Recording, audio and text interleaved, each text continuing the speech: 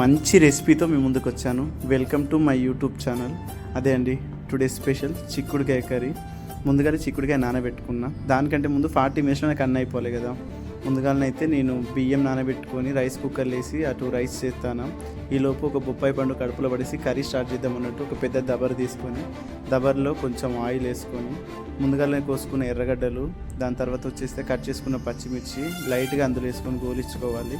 ఈ రెండు తొందరగా మనకి గోలాలంటే లైట్గా సాల్ట్ వేస్తే తొందరగా మగ్గుతాయి.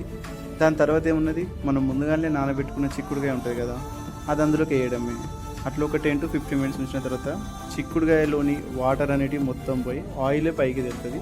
దాని తర్వాత ఉప్పు, పసుపు, కారం, ధనియాల పొడి, కుదిరితే అదర్స్ ఏమన్నా మీకు నచ్చిన మసాలాలు యాడ్ చేసుకోండి.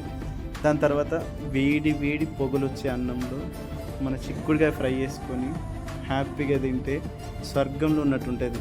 నెక్స్ట్ టైం మళ్ళీ మంచి కొత్త వీడియోతో కలుస్తాను. Bye bye. Thank you so much. Please like, share.